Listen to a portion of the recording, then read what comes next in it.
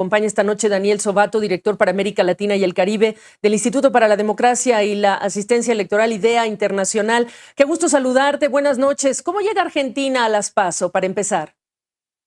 Muy buenas noches, Gabriela, un placer saludarte. Llega con un gran nivel de incertidumbre.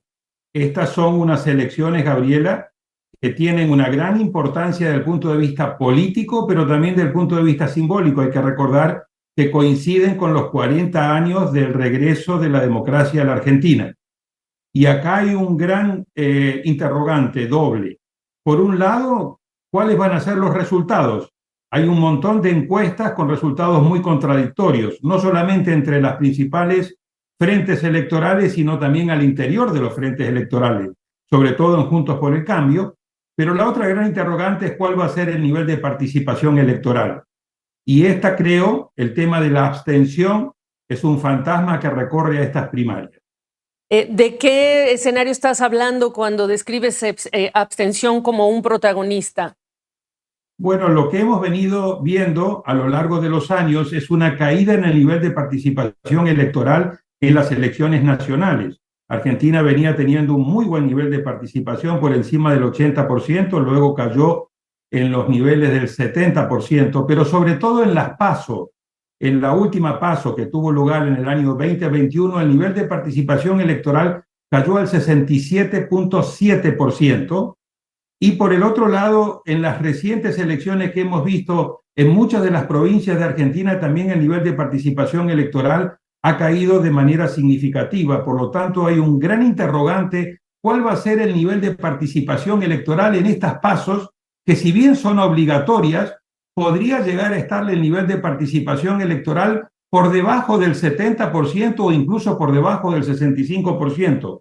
Y de ocurrir ese nivel de abstención tan alto, eso obviamente tendría efectos diferentes en las diferentes campañas. Por supuesto. Queremos hacer el recorrido contigo de lo que se viene 7 días después. Empecemos por Ecuador. Sí, América Latina entró en modo electoral. En los próximos 19 días vamos a tener elecciones, como tú bien señalabas, en 3 países. Las PASOs en Argentina y luego estas elecciones generales anticipadas, presidenciales y congresuales en Ecuador. ¿Por qué? Porque el presidente Guillermo Lasso, para evitar su juicio político, el 17 de mayo pasado activó lo que se llama la muerte cruzada y por lo tanto hay que anticipar elecciones generales. Estas elecciones generales tienen varios interrogantes, Gabriela. En primer lugar, si va a quedar definida la presidencia en la primera vuelta o si habrá necesidad, similar a lo que ocurrió en el 2021, de ir a una segunda vuelta para definir la presidencia. Segundo, viene liderando, como ocurrió ya en el 2021, la candidata de Revolución Ciudadana, Luisa González, acompañada por quien fue el candidato en su momento en la elección del 2021 de Arauz. Pero no está claro si el correísmo puede llegar a ganar en primera vuelta o no. Y de no ganar y tener que ir a una segunda vuelta, la gran pregunta es: ¿estaremos en un escenario similar al del 2021, donde el grueso de la oposición hace una coalición anticorreísta para evitar nuevamente un triunfo de Correa? ¿Y lo podrá lograr? Esas son las preguntas y los interrogantes que también en un escenario de mucha incertidumbre atraviesan Ecuador. Háblame de la gobernabilidad en relación con los posibles escenarios o desenlaces de esa elección. El tema de la gobernabilidad es el tema central en Ecuador, precisamente por el nivel de fragmentación que tiene el país en sus fuerzas políticas.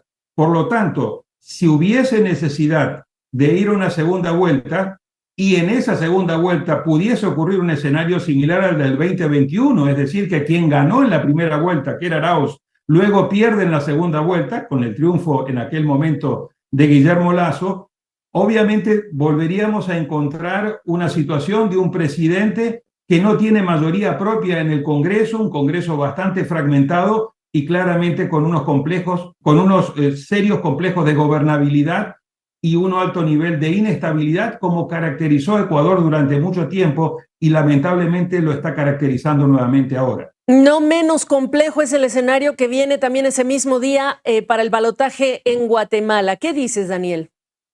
Esa es la madre de todas las elecciones, Gabriela. O sea, tuvimos una primera vuelta el 25 de junio muy complicada, un proceso electoral hiperjudicializado, con candidatos que fueron excluidos, un postelectoral tremendamente complejo donde el pacto de corruptos, es decir, esta red de funcionarios, de políticos, de jueces, de congresistas, de empresarios, de militares y del crimen organizado, desde la época del presidente Jimmy Morales en el año 2016 y ahora ha continuado con la presidencia del presidente Yamatei, tienen el control de la institucionalidad. Y a la luz de los resultados de la primera vuelta del 25 de junio, donde hubo una gran sorpresa, o sea, por un lado ganó Sandra Torres, esa no fue la sorpresa, pero la sorpresa fue que en segundo lugar quedó Bernardo Arévalo, el líder del movimiento Semilla, contra todos los pronósticos. Ninguna encuesta había anticipado ese escenario.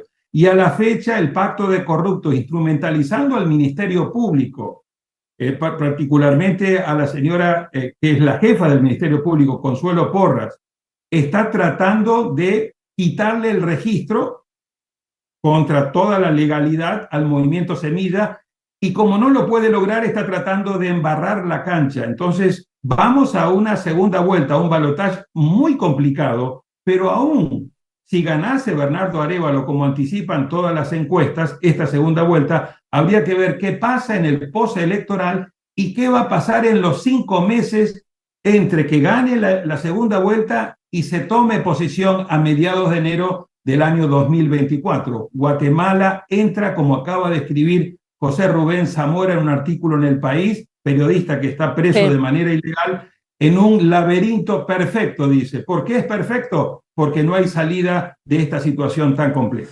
Pues este es el escenario que se pinta en los próximos 15 días. Yo te agradezco tu tiempo y tu perspectiva, Daniel Sobato, este análisis para llegar preparados a estas fechas tan importantes en estos 3 países. Gracias.